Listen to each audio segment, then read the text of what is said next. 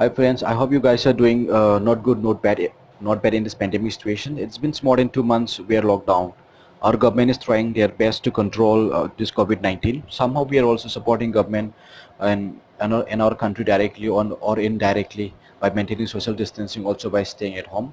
So don't worry, we'll shall overcome someday. Live with this hope. Always remember, my friends, hope is the only thing which keep us alive in every situation. So guys, today's topic is industrialization in Northeast. It's important to uplift the state's economy or not.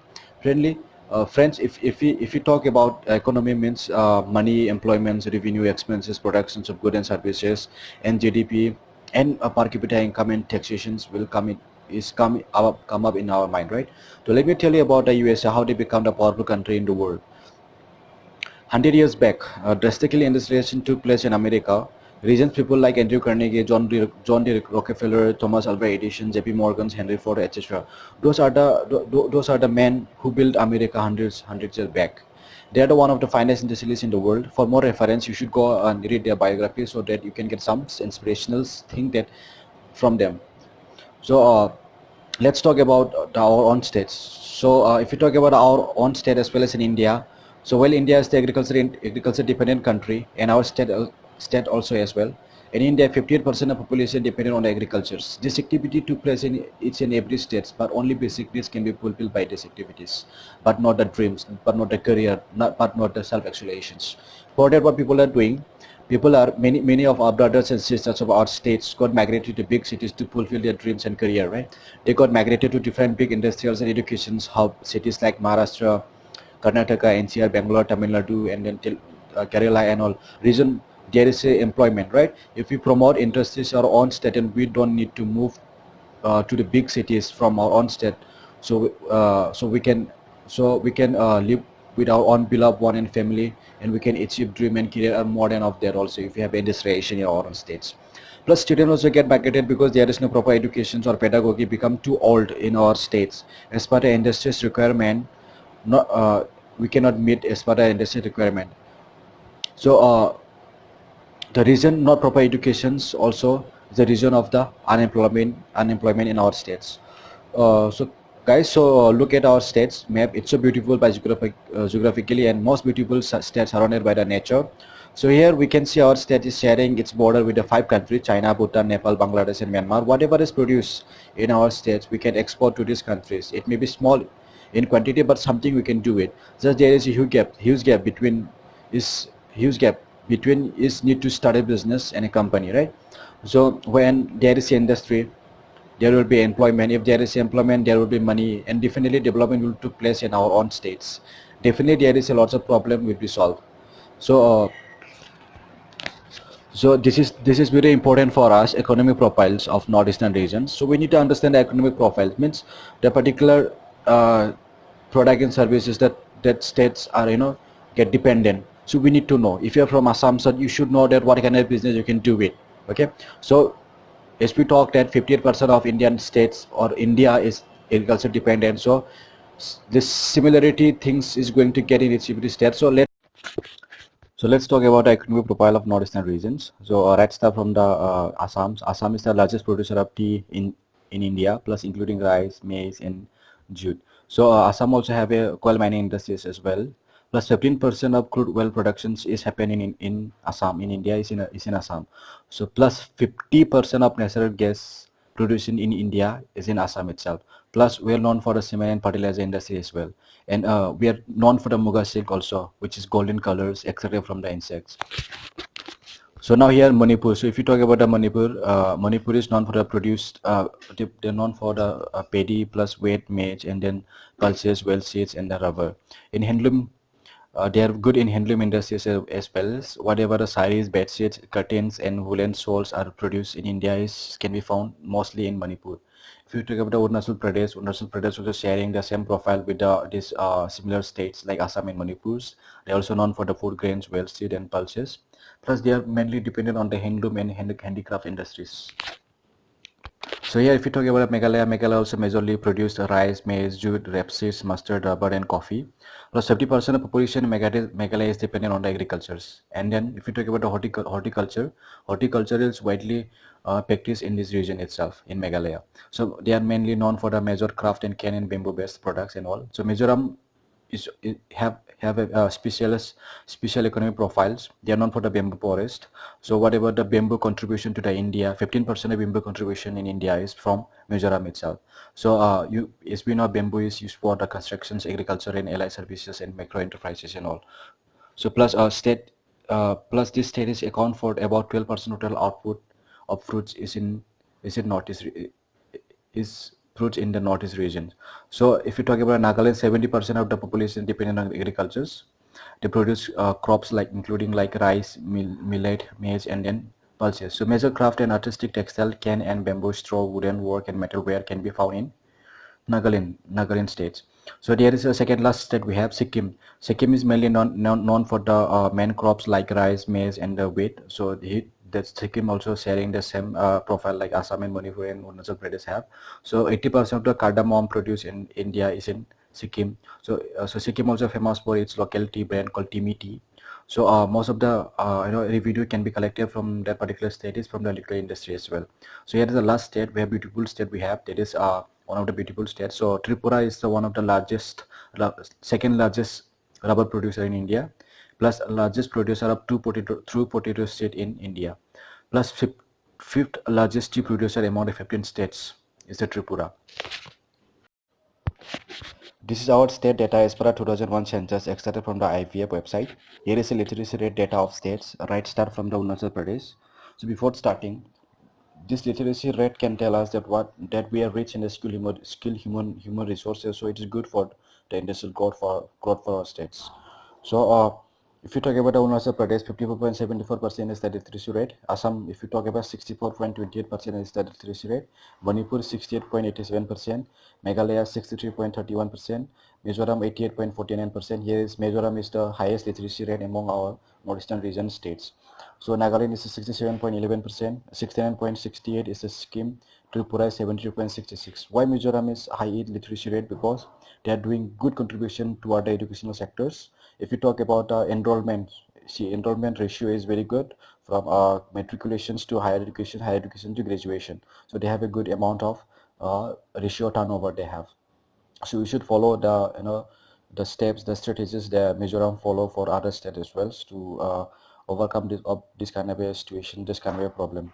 So right from the state data populations on the right, Arunachal Pradesh is bearing 1.1 crores, 1 crore population. Assam is 26.7 crore, Manipur is 2.2 crore, Meghalaya 2.3 crore, Mizoram is 1.09 0.9 crore. So Nagaland is 2 crore and Sikkim is 50 lakhs and Tripura is 3.2 crore. These are the populations. So we have a good amount of populations. So this data tell you about the population, and then population is asset for the industries. It is the opportunity for the industrialists, so you can do a great business with them. So let me tell you one story of the South Africa. A long years back, South Africa was not developing as today.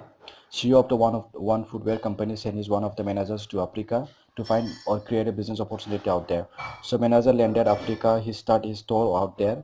So some interesting things he found in Africa, that he came back to India giving a report to the CEO by saying, sir, there is no opportunity in Africa. No one is wearing footwear. It's difficult to sell our footwear there.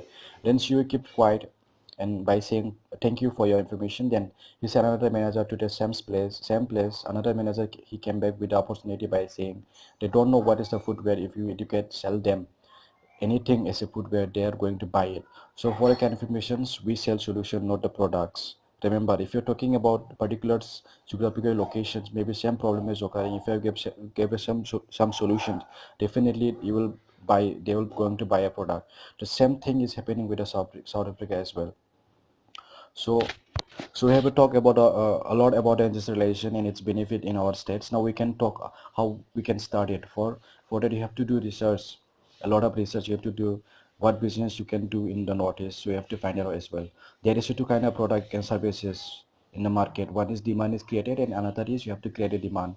of a product or services. Plus, you can become a partner or distributor or a retailer of existing product to boost existing industries in your own state.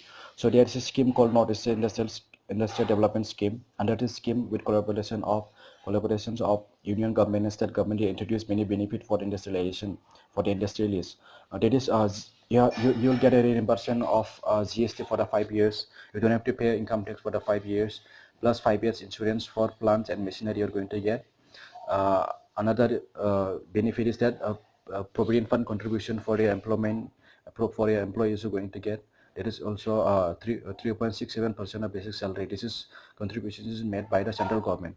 So plus transportation cost reimbursements up to 20 to 33% of expenses you are going to get, plus transportation incentives on geographical and logistic setting of a unit in northeastern region also you are going to get. So for a company to grow and become stable, the support of this the support of 5 years by this scheme is more than enough for a companies to grow and grow to a profitable business. So this scheme is effective from the 1st April 2017 and valid till 31st March 2022. The Northeastern Industry Development Finance Corporations will continue to act as a nodal agency for disbursement of all subsidiaries under this scheme, covering all 8 states of northeastern regions. So applicable to all new industrial unit and manufacturing sectors and service sectors as well, including biotechnology and hydel power generations is up to 100 megawatt in northeastern regions.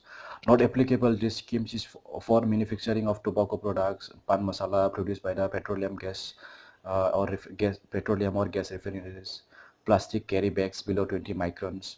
Plus, this scheme is not applicable to that industries who produce low value addition activities such as preserving during storage, cleaning operations, packing, repacking, or labeling, starting alterations of retail pricing, etc.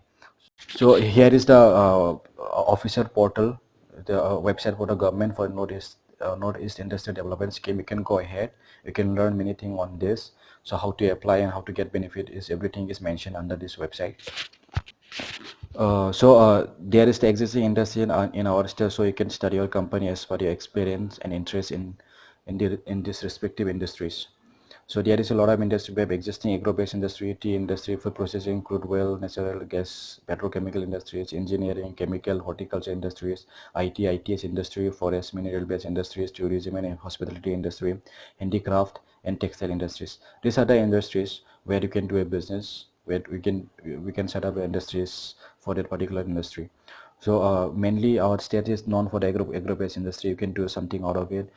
Tea industry, you can do something business out of it. Food processing industry, you can do something out of it. So this is very easy task to open a company under this industries. But horticulture also one of the forest minerals and forest based industry. This is not very easy to do a business with it because you need a lot of clearance of environmental clearance, plus you need to have a lot of certifications and all.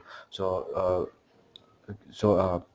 a lot of finance also required. So that is not so easy as compared to agro, tea, food, and then handicraft and textile industries and all. So you can focus on tourism and hospitality industry as well.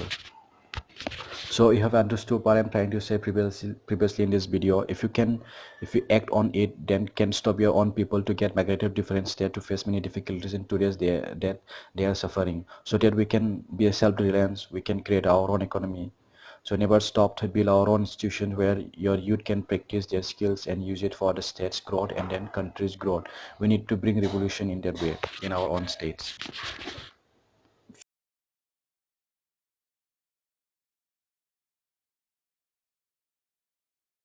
So whatever we discuss in this video, it's not that easy. And to make it easy and to make it happen, we need to change something in our syllabus. We need to introduce basic and advanced entrepreneurship educations. Plus we should teach them how to create a business idea and a buyer persona. If their business idea is smart, then we should give a 360-degree assistance so that they can start something with this business idea. Or else we can send final year students for internship with the existing companies to learn business ethics. And thank you very much for watching my video and liking my previous video. Please kindly share this video and subscribe my channel so you'll